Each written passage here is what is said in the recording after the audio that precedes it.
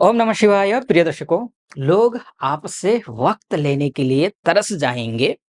बस आप स्वयं पर वक्त लगाते रहो। आप स्वयं पर खर्च कीजिए समय को। आप अपने आप को निखारने की कोशिश कीजिए, क्योंकि वृश्चिक राशि वाले अद्भुत ही होते हैं, प्रतिभाशाली होते हैं, बहुत मेहनती होते हैं, एग्रेसिव भी होते हैं, इमोशनल भी होते हैं, सब कुछ होते हैं। अपने लिए वक्त लगाएंगे तो ये जो 3 अप्रैल से लेकर के 7 जून तक का बीच बीच का जो समय है ना, 64 दिन का समय, ये समय आपके लिए किसी सपने को साकार करने जैसा है। आप साकार कर सकते हैं। कैसे कर सकते हैं? इसी विषय में चलते समझने की कोशिश करें। एक तो 29 मार्च 2025 से शनि की ढैया से आप मुक्त हो रहे हैं। खैर उस विषय पर मैं चर्चा नहीं करूँगा, बहुत सारी वीडियो देखा होगा आपने। मैं किसी अन्य विषयों पर चर्चा करूँगा। अब देखिए, शनि की ढैया खत्म हो गई। अब हालात ऐसे हो गए हैं आपके कि कुआँ से निकले और खाई में गिरे। अब ये होगा, गिरेंगे, नहीं गिरेंगे, कुआँ से निकलेंगे, कुआँ से तो निकल ही रहे हैं। लेकिन खाई में गिरेंगे या फिर बिल्कुल समतल मार्ग पर रफ्तार लगाएँगे, दौड़ लगाएँगे, सफलता का दौड़। ये होगा या नहीं होगा वो आगे मैं बताऊँगा। लेकिन हालात वर्तमान में देखते हुए शुरुआत में तो ये लग रहे हैं। कारण क्या है? कारण ये है कि आपके जो राशि के स्वामी हैं वो मंगल हैं, और मंगल जो है ये 3 अप्रैल से नीच के हो जाएँगे, षष्ठस्थ होकर के। नहीं, माफ़ कीजिए, नीच के ये यहाँ पर नवमस्थ होकर के।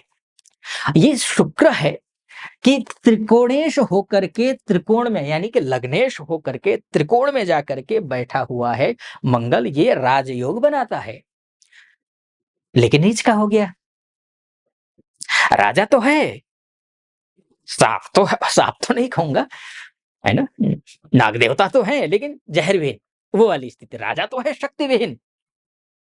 क्यों? क्योंकि देखिए, यहाँ पर आकर ये चंद्र की राशि में, यानी कि कर्क राशि में बैठ गया। कर्क राशि जल तत्व की राशि है और स्त्री कारक राशि है, और इसके राशि के स्वामी जो होते हैं वो चंद्रमा है। चंद्रमा स्त्री कारक है, मंगल क्या है? पुरुष कारक है, और पुरुष कारक स्त्री कारक, पहली बात। दूसरी बात क्या है कि ये भी चलेगा, पुरुष कारक स्त्री कारक, यहाँ तक की भी कोई बात नहीं थी। लेकिन बात, कर्क राशि जल तत्व की राशि है और मंगल अग्नि तत्व का है। जैसे ही म- म- मंगल अग्नि जल में जाएगा तो जल उसको बुझा देगा। अब 2 ही कारण है, अगर जल ज्यादा है तो अग्नि बुझेगी, अब अग्नि ज्यादा है तो जल भाप बन करके, वाष्प बन करके उड़ जाएगा। जैसे सूर्य समुद्र से भाप सोच सोच लेता है और वहीं जलवृष्टि हम पर करते हैं, उसी तरीके से क्या होगा कि मंगल यहाँ गए हैं। अगर आपकी लग्न कुंडली में मंगल की स्थिति अच्छी है तो आप राइज कर रहे हैं, स्वास्थ्य के दृष्टिकोण से भी, हर एक दृष्टिकोण से भी मंगल अच्छा कर रहे हैं। और चंद्रमा भी खराब है तो फिर तो खराब ही है, यानी कि संतुलन होना जरूरी है आपकी कुंडली में। अब आगे चल करके मैं बताऊंगा कि संतुलन है या नहीं है। उससे पहले, मंगल से पहले भी एक बात और कर लेते हैं, सूर्य की कर लेते हैं, क्योंकि मान का, सम्मान का, पद का, प्रतिष्ठा का ग्रह अगर कोई है तो वो कौन है? वो सूर्य ही तो हैं। आपके नौकरी के ग्रह सूर्य हैं, आपके बॉस के ग्रह सूर्य हैं, शासन से, प्रशासन से देखने वाला ग्रह सूर्य है। आप अगर किसी सिविल सर्विसेज की तैयारी कर रहे हैं तो किसमें जाएंगे? तो वो भी सूर्य ही देखेंगे। शासन से, सरकार की तरफ से प्रमोशन होना हो, सरकार की तरफ से कोई पुरस्कृत होना हो तो भी सूर्य से देखेंगे। पिताजी का सूर्य से ही देखेंगे, आपके बॉस का सूर्य से देखेंगे, यानी कि सूर्य बहुत महत्वपूर्ण है आपके प्रोफेशनल लाइफ के लिए, खासकर मैं बोलूँगा। और पर्सनल लाइफ में तो कॉन्फिडेंस लेवल है ही। तो सूर्य उच्च के हो रहे हैं, कब से हो रहे हैं सूर्य उच्च के? ये 14 अप्रैल से लेकर के 15 मई के बीच में। उच्च के सूर्य क्या फल देंगे? यहाँ आकर के उच्च के होंगे, षष्ठस्थ होकर के उच्च के होंगे। वैसे किसी भी ग्रह का षष्ठस्थ होकर के उच्च का होना, अष्टमस्थ होकर उच्च का होना, द्वादशस्थ होकर उच्च का होना शुभ नहीं होता है। लेकिन यहाँ पर सूर्य क्या करेगा? थोड़ा-सा कमजोर होगा। इसलिए आपको सुबह जल्दी उठना पड़ेगा, सूर्य की आराधना करनी पड़ेगी, आदित्य हृदय स्तोत्र का पाठ करना पड़ेगा। अगर इतना कर लेते हैं, तो यहाँ अरिहंता योग बना देते हैं। यानी कि उच्च के होकर के जितने भी शत्रु है ना, आपको लगता है ना कि शत्रु को तो इसको मैं कभी खत्म कर ही नहीं सकता, ये इससे तो मैं कभी पा ही नहीं पाऊंगा, ऐसा आपने सोच रखा हुआ है ना, आप उसको भी जीत जाएंगे। आप पताका फहरा देंगे। सूर्य इतना अच्छा है।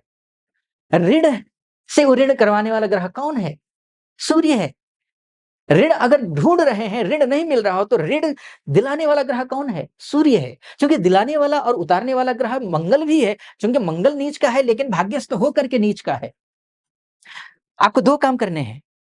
मंगल 3 काम, मंगल की उपासना, शिव जी की उपासना और सूर्य की उपासना। आप तीनों को साध लेंगे, तीनों को साथ लेंगे, कोई चिंता नहीं, है ना?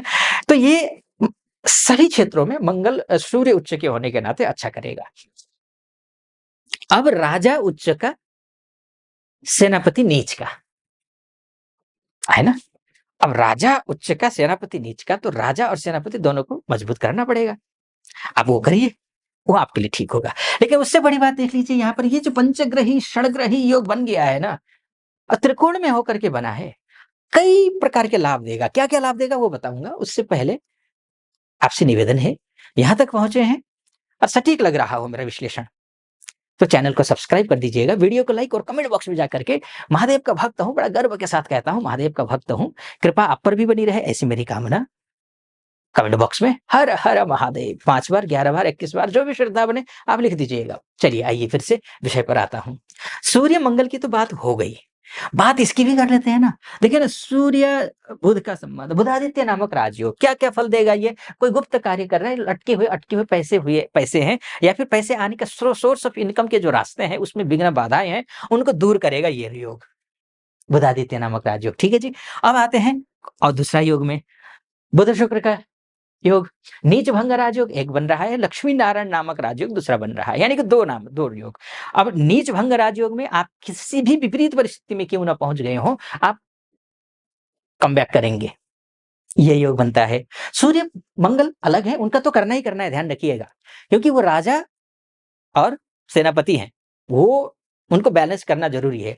इसके बाद इनको बैलेंस करना है, ये बैलेंस ऑलरेडी है, क्या बैलेंस नहीं है ये भी बताऊँगा, उनको भी ठीक करना पड़ेगा।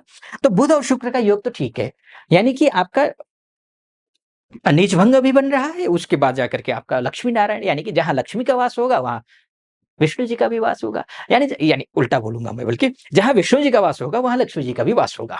ठीक है जी? तो इसलिए विष्णु जी भी वास करेंगे, लक्ष्मी जी भी वास करेंगे। दूसरा योग ठीक है, आगे बढ़ता हूँ। अब ये योग बन गया, उसके बाद जाकर के देखिए शुक्रादित्य नामक राजयोग, ये भी अच्छा है। शुक्रादित्य, बिज़नेस अच्छा होगा, वैवाहिक जीवन में थोड़े से गर्माहट आ सकती है, गर्मा-गर्मी, तू-तू मैं-मैं हो सकता है, सँभलना है, लड़ना नहीं है, पार्टनर के साथ भी तू-तू मैं-मैं हो सकता है, लड़ना नहीं, झगड़ना नहीं, चीज़ों को सँभालने की कोशिश करनी है, ठीक है? इन महीनों में जितने जो 64 दिन है ना, 3 अप्रैल से लेकर के 7 जून के बीच की मैं बात कर रहा हूँ। अब आते हैं और बात दूसरा, यहाँ पर शनि राहु का संबंध पिशाच योग खतरनाक है, अच्छा नहीं है। ये किसी को नुकसान करेगा, आपके लव लाइफ को नुकसान करेगा, संतान कोई कार्य करने जा रही है तो संतान के लिए जो है ना बहुत ज़्यादा सपोर्ट आपकी कुंडली नहीं करेगी। उसके बाद जाकर के किसी प्रकार के कोई सर्विस, चाहे एजुकेशन छोटे से प्राथमिक स्कूल में हो या फिर कॉलेज यूनिवर्सिटी में हो, या फिर किसी सिविल सर्विसेज की तैयारी कर रहे हो, तो फोकस करना पड़ेगा।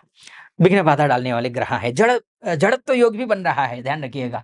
जड़त्व योग है, जड़त्व योग भी अच्छा रहता है, जड़ बुद्धि को बना देता है, बुद्धि को जड़ बना देता है, निष्क्रिय बना देता है, तो उसमें भी अधिक फोकस करना पड़ेगा पढ़ाई के लिए, ये भी आपको ध्यान रखना है। मंदार का नामक योग बन रहा है, मंद अर्क, विभेद होते हैं, विद्वेष होते हैं, है ना? रिश्तों में उसको सँभालना पड़ेगा, क्योंकि ये मैंने मोटा-मोटी तौर पर आपको बताने की कोशिश की है कि ये ग्रह यहाँ जाएगा, ये फल देगा। वास्तव में आपका डीएनए तो आपकी कुंडली है। आप अपनी कुंडली दिखाना चाहते हैं, महिला हो या पुरुष हो, विदेश में रहते हो, देश में रहते हो, कहीं भी हो, ये नीचे नंबर है, उस नंबर पे आप व्हाट्सएप कीजिए, कॉल कीजिए, मेरी टीम से बात कीजिए, टीम से बात करके अपॉइंटमेंट ले लीजिए, निर्धारित तिथि पर मैं स्वयं आपकी कुंडली देखूँगा। आप खुश रहें, प्रसन्न रहें, महादेव की कृपा आप पर बनी रहे, ऐसी मेरी कामना। सटीक लगा हो, सब्सक्राइब, लाइक और कमेंट ज़रूर कर दीजिएगा। फिलहाल अनुमति चाहूँगा। ओम नमः शिवाय।